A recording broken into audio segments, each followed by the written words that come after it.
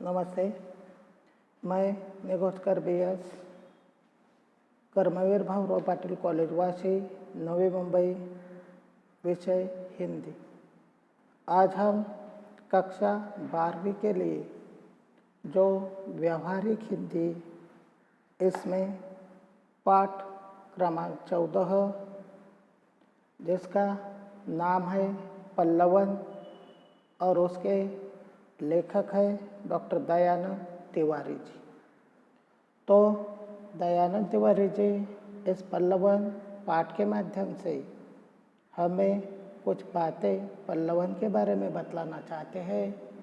तो उसमें लेखक परिचय हम देखते हैं कि लेखक दयानंद तिवारी, इनका जन्म 1 अक्टूबर 1962 में हुआ था। उन्होंने जो प्रमुख कृतियाँ लिखी है उसमें साहित्य का समाजशास्त्र, समकालीन हिंदी कहानी, विविध विमर्श, हिंदी व्याकरण, हिंदी कहानी के आयाम, इस प्रकार उन्होंने बहुत सारा हिंदी साहित्य लिखने का प्रयास किया है। यह पल्लवन जो है इसके विधा एकांकी है और यह नाटक विधा है।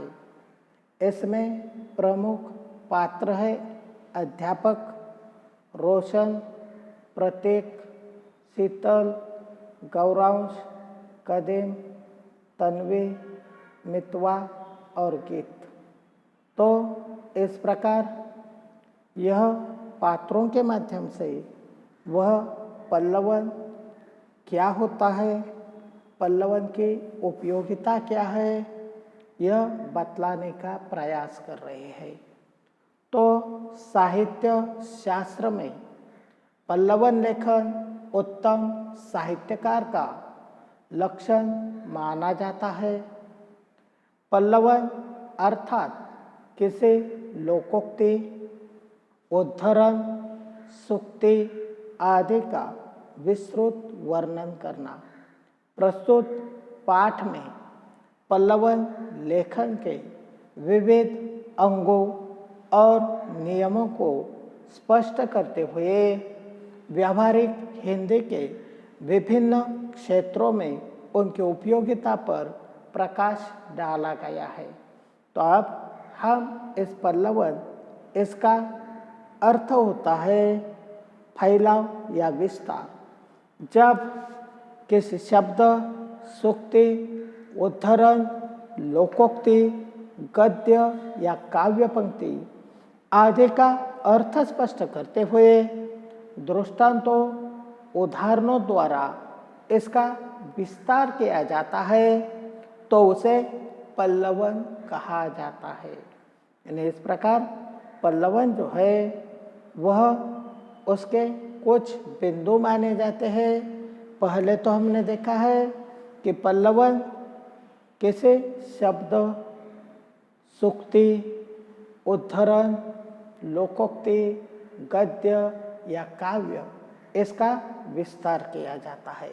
यहाँ पर सूक्ति यानी सुंदर वाक्य, उद्धरण यानी किसी लेख के अंश को दूसरे लेख में प्रयोग करना। इसी प्रकार लोकोक्ति यानी लोकों का कथन, और इस प्रकार यह पल्लवन कहा जाता है। अब हम देखते हैं कि पल्लवन यानी जो विस्तार करना है, और इसी प्रकार पल्लवन के कुछ बिंदु माने जाते हैं जो कि विस्तार शब्द के कारण पल्लवन को निबंध नहीं समझा जाना चाहिए, क्योंकि निबंध और पल्लवन में अंतर होता है। जहाँ निबंध में किसी विचार को विस्तार से लिखने के लिए कल्पना, प्रतिभा और मौलिकता का सहारा लिया जाता है, वही पल्लवन में विषय का विस्तार जो है वह एक सीमा के अंतर्गत ही किया जाता है। और इसी कारण निबंध और पल्लवन इसमें अंतर माना जाता है।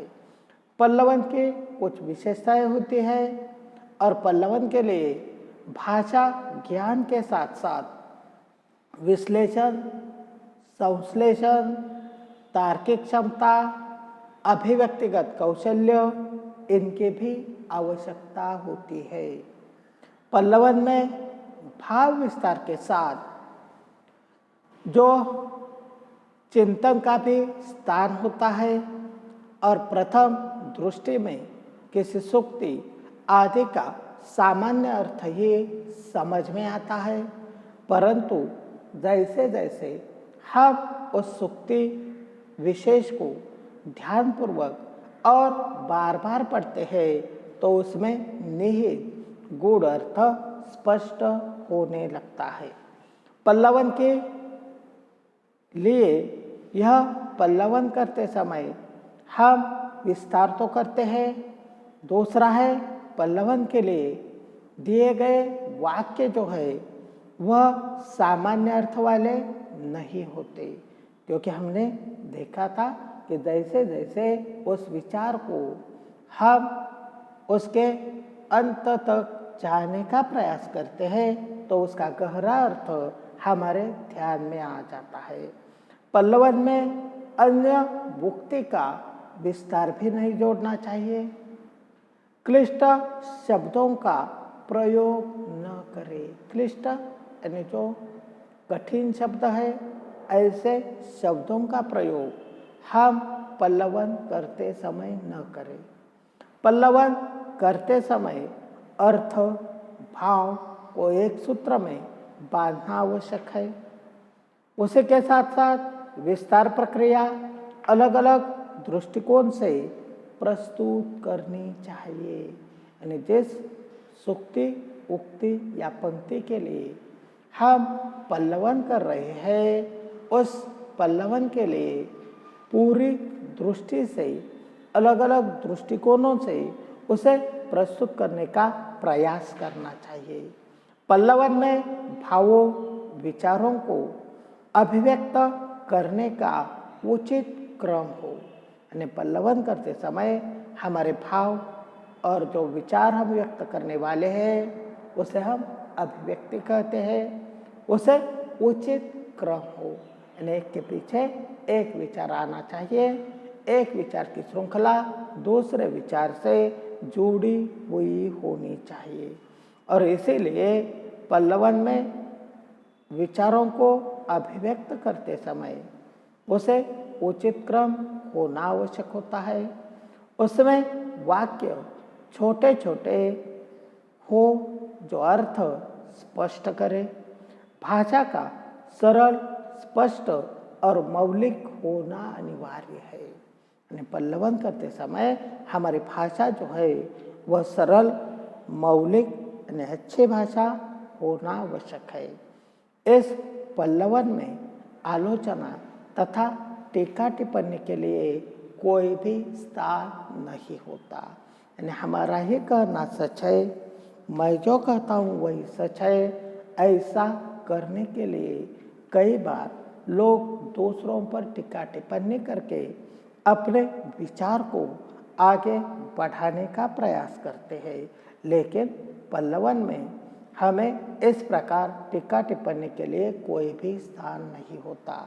और इस प्रकार का किया हुआ जो पल्लवन है वह पल्लवन की आवश्यकता क्यों होती है, तो अध्यापक अपने छात्रों के लिए स्पष्ट करते हैं कि वैज्ञानिक युग में पलने बढ़ने के कारण आज की नई पीढ़ी लेखकों, कवियों, विचारकों आदि के मौलिक विचारों को समझने में अक्षम रहती है। और ऐसे समय में पल्लवन जो है वह हमारी सहायता करता है। पल्लवन व्यक्तित्व निर्माण में महत्वपूर्ण भूमिका निभाता है। शारीरिक विकास के साथ साथ मनुष्य का बौद्धिक विकास भी आवश्यक होता है। और पल्लवन का महत्व केवल शिक्षा तथा साहित्य में नहीं है, बल्कि उत्कृष्ट वक्ता, पत्रकार, प्रोफेसर, नेता, वकील आदि को भी इस कला का ज्ञान होना आवश्यक होता है। इतना ही नहीं, कहानी लेखन, संवाद लेखन, विज्ञापन, समाचार, राजनीति के साथ साथ अन्य अनेक व्यवसायों में भी पल्लवन का प्रयोग होता है। अब यह जो पल्लवन है, इस पल्लवन के बारे में अध्यापक बतलाना चाहते हैं कि इस पल्लवन की कुछ विशेषताएं होती है। जो कि पल्लवन की विशेषताएं पहली है कल्पनाशीलता, मौलिकता, सृजनात्मकता, प्रवाहमयता, भाषा शैली, शब्द चयन, सहजता, स्पष्टता और क्रमबद्धता। यानी इस प्रकार यह पल्लवन की विशेषताएं मानी जाती है। यानी पल्लवन करते समय कल्पनाशीलता होनी चाहिए, मौलिक विचार होने चाहिए, नए विचारों की सृजनात्मकता उसमें दिखाई देनी चाहिए। उसी के साथ साथ जब हम पल्लवन करते हैं तो हमारी भाषा प्रवाहमय हो, इसी के साथ साथ हमारी भाषा शैली अच्छी हो, योग्य शब्दों का चयन हमें करते आना चाहिए और जो कुछ हम बोल रहे हैं, कह रहे हैं, वह सहजता से, स्पष्टता से और क्रमबद्धता से उसे प्रस्तुत करना आना चाहिए और इसलिए इसे पल्लवन की विशेषताएं कही जाती है। अब पल्लवन में कुछ लिखने का प्रयास किया जाता है और यह पल्लवन लिखते समय कई विद्वानों का अलग अलग मत है, कुछ कहना है और इसलिए पल्लवन लेखन की दो शैलियाँ जो है वह मानी जाती है। तो पहली शैली में यानी प्रथम शैली में प्रथम वाक्य से ही लेखक विषय पर आ जाता है और इसमें लंबी चौड़ी भूमिका बनाने की आवश्यकता नहीं होती। प्रारंभ से ही लेखक उत्सुकतापूर्ण श्रृंखला में वाक्य लिखे जाते हैं और इस प्रकार पल्लवन किया जाता है। दूसरे प्रकार में कुछ विद्वान मानते हैं कि प्रारंभ के 2-3 वाक्यों में भूमिका बनानी चाहिए और फिर 10-12 वाक्यों में विषय का विस्तार करें तथा अंत में 2-3 वाक्यों में समाप्ति करें। और इस प्रकार अनेक विद्वानों का अलग अलग मत है और उसके अनुसार हम पल्लवन किया करते हैं। अब पल्लवन के लिए कुछ सोपान दिए जाते हैं। तो पल्लवन करते समय विषय को भली भांति पढ़ना, उसके भाव को समझना, उस पर ध्यान केंद्रित करना, अर्थ स्पष्ट होने पर एक बार फिर से विचार करना, विषय की संक्षिप्त रूपरेखा बनाना, उस पल्लवन के बारे में उसके पक्ष और विपक्ष के में सोचना, फिर विपक्षी तर्कों को काटने के लिए तर्कसंगत विचार एकत्रित करना, इसके बाद असंगत विचारों को हटाकर तर्कसंगत विचारों को संयोजित करना, यह आवश्यक होता है। आखिरी बार शब्द सीमा के अनुसार सरल और स्पष्ट भाषा में पल्लवन करना चाहिए। लिखित रूप को फिर से ध्यानपूर्वक पढ़ना होगा।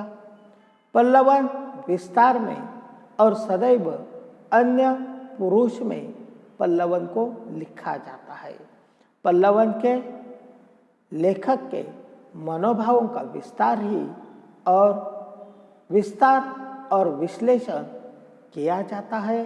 और इस प्रकार दयानंद तिवारी जी पल्लवन के बारे में, पल्लवन क्या होता है, पल्लवन की उपयोगिता, पल्लवन हमारे व्यक्तिमत्व विकास में किस प्रकार सहायता करता है, उसी के साथ साथ पल्लवन की विशेषताएं, पल्लवन की शैलियाँ और पल्लवन प्रक्रिया किस प्रकार को करनी चाहिए, इसके बारे में बतलाना चाहते हैं।